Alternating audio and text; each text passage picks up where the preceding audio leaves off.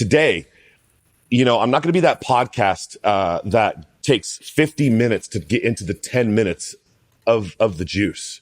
We're just going to jump right into it. And speaking of juice, I have two guys here that decided to stop juice from flowing from your body in the 80s. Okay. So today I've got Bart Gullong and I've got Charlie Barber. Okay. And those two in the 80s, that's right, when Rambo was coming out on theaters in 1983, these guys were like, how do we stop blood from flowing out of an open chest wound? Welcome to the show, gentlemen. Thanks so much. Brad. I mean, there's more introduction, right? Let's talk about QuikClot, right? You guys are the QuikClot duo. Is that correct? Kind of. Charlie wrote the book. My partner and I put together the product. That's right. In the blood, right, Charlie? In the blood. I'll set it up and then turn it over to Bart. So I had nothing to do with the invention of QuikClot. I'm the writer. So I met Bart about 10 odd years ago, and if you want, we can tell you how we met. Yeah, please tell us how you met. Okay. So I'm a book author. My book that we're talking about today, In the Blood, is my 5th book, and just came out about 2 weeks ago. And I did meet Bart 10 years ago. Truth be told, he was going out with a woman who lived across the street from my wife and I, whom we were friendly with. And we would be called in, my wife and I, to sort of check out men that after they got to a certain stage with her to see if they were okay. So we get summoned to Old Saybrook, Connecticut, August 11, I believe it was. And I meet Bart, and it's a very nice house on the shore in Connecticut, beautiful views of the ocean. And he said he had just retired. And I basically said, being the writer and journalist that I am, where did you make your money? Because, it's a nice spot. Yeah. And he said, right. I and my partner invented a blood clotting agent called QuikClot that I'm sure all of your viewers are familiar with. It's now in the first aid kit of every soldier and Marine.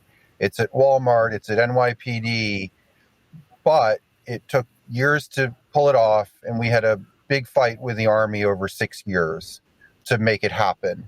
And this happened between, it goes back to the 80s, but it really was 2001 to 2010 that it all went down. So I'm thinking, there might be a book here, just based on what he said. So we stayed in touch. I didn't get around to writing the book about 3 years ago, and here we are today. The book came out 2 weeks ago. Bart, you probably have something else to add to that story.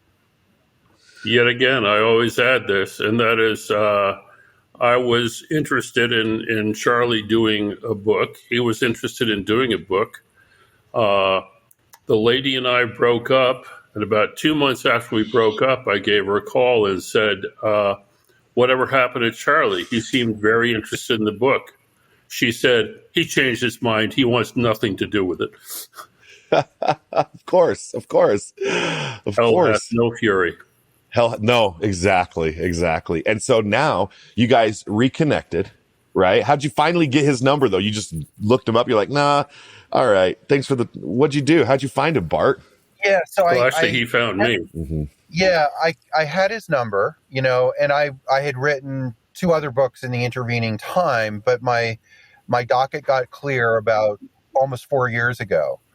And so I had Bart's number, and I called him 6 times over a weekend, and he didn't pick up. And I was like, okay, I sort of disappeared. He doesn't want to do this. Move on to the next thing. So I remember it was a Monday. I texted him, and he called me right back, and he said, "Oh, I just thought it was someone was bothering me. I didn't recognize the number." And within I remember we talked for like an hour and a half, and then within a week we were all systems go. He did have to check with his partner if he was up for the book. I remember saying to Bart, if we're going to do this, you need to be able to tell me the full story, warts and all. Are you up for that? He said, absolutely. And then honestly, basically, I do other things, but basically 2 years full-time work over the last 3 years. And we've got this book that's pretty hot right now. Right. And it's called In the Blood. And it's the story of you, right, Bart? Essentially, it's the story of myself and my partner and the way we came together and how we came together and gained the support of individuals in both the community and in the Navy medical community, in the SOF community, and put this product together, and then ran up against one individual at the Institute for Surgical Research that started a 3-year-long battle that eventually, fortunately, the product won. I don't say we won, Right. because it's the product that won. And we were able to get QuikClot and its son, QuikClot Combat Gauze, into the hands of the people that needed it. Now, if I can, just like, let's think about like some World War II movie that we've seen where they've ripped open a pouch of something and started pouring it on the wound on a belly or whatnot. And flash forward to today, are we starting to see kind of like QuikClot coming out in the World War II time? What is that? What you see in World War II is sulfa powder, which was the precursor of antibiotics. It was a fairly ineffective antibacterial. That's what would be poured into the wound.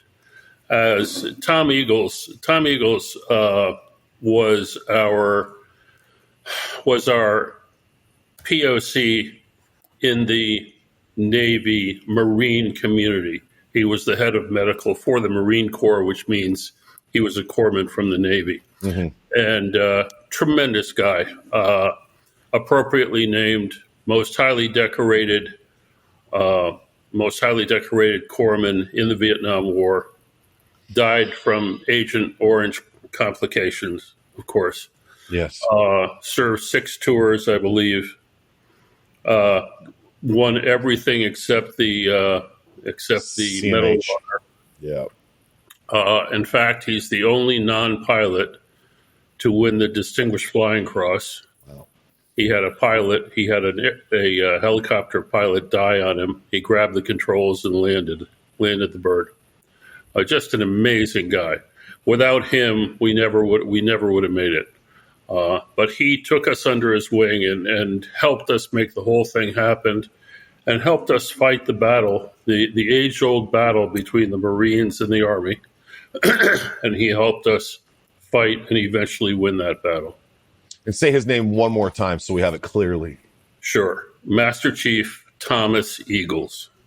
All right. So forever it'll be out there on the internet. And then if anybody watches that, his name is always going to be said from your voice. I just want you to have that. With an incredible honor to even speak his name. And so thank you for diving into saving lives. I mean, someone had to go in and try to split, atoms to create that. And you guys had to at least go into the science lab and start dissecting air and things that would start to clot blood. What was your thoughts? I mean, you're just like, you come from you're a military brat, right? Your dad's former military, right? Right. So you got that love. And an English major. English major, right? He was Navy World War II? And Navy World War II. And I was an opponent of the Vietnam War. But unlike most of my friends, unfortunately for them, I was always anti-war. But my attitude was hate the war, love the warrior. There you go. And for me, anybody that will go downrange and put their life on the line for this country, regardless the reason, and they don't have an opportunity to choose the reason, they forever deserve tremendous honor in my book. But let's go back to the way it started. Let's do it. My partner, Frank Hursey, is a genius. Go ahead, Charlie. Sorry. Did you want to speak, Charlie? Yeah, I think probably the way to go is I'll sort of set it up and then Bart can give the details.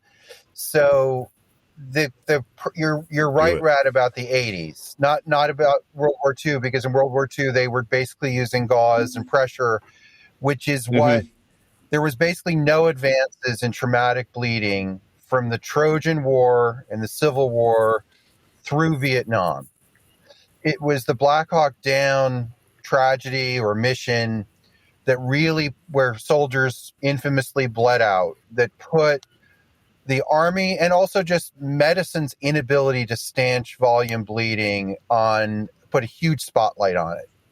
And it was sort of crazy. I mean, keeping blood in the body was like this unsolved medical mystery that had been unsolved for 2 millennia. Pressure and gauze was what was being used. So Black Hawk Down, big movie, big book, a lot of attention to the bleeding issue within the military and particularly the Army. So starting in the mid-90s, there's eventually $250 million put into ways to stanch bleeding, and they're all high-tech bioengineered solutions, essentially adding something to blood or to a wound on a bandage that enhances the clotting process, usually adding an actual clotting protein. Very expensive, very complicated. Issues with transmission of things like hepatitis because you're getting it from an animal, right? You're bioengineering it from an animal. So $250 million, like a race to solve bleeding. So Bart's partner in 1983, a guy called Frank, and the book is basically about Frank and Bart. He's a struggling mechanical engineer in an industrial park near Hartford, and he can't always pay his bills. He brings in a quartz heater to heat the office some months. He's a great engineer, but he can't, and he'd be the first to say this, he can't sell anything, really, right? But he's using this mineral to separate gases. He makes oxygen and hydrogen machines and nitrogen machines, and he uses a mineral called zeolite. Just think, it looks like kitty litter. It's strip mined from Georgia. It's super cheap, and he pushes gases through this to create an oxygen-enriched gas for breathing purposes. He's working entirely by himself. He thinks, hold on, this zeolite. So heaping tablespoons of zeolite has the surface area of a football field because it's all sliced up in so many bits. So it captures stuff, and it captures things in air and lets the oxygen go through. So he's entirely on his own. He thinks, filters it. It's a sieve. Exactly. It's a perfect sieve. It's a perfect natural sieve. It was used in Chernobyl to absorb radiation. So he thinks, hold on, I don't know much. It's used in water to like pour through rocks, and rocks filter the water, right? Kind of that analogy for my listener. You pour all your water through different rock sediment, and it comes out clean. Right. Exactly. Right. So he thinks he doesn't know much about blood. He's not a scientist, medical person, but he thinks he knows there's water in blood. So he just, on his own, he doesn't talk to anybody about this.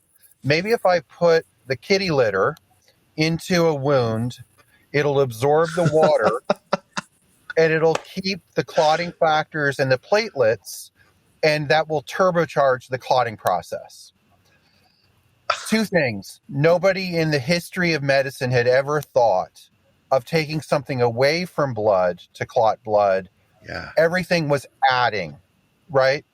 So I call him the Ringo Starr of inventors. It's like simplicity, like the genius of simplicity. Let's just take the stuff away.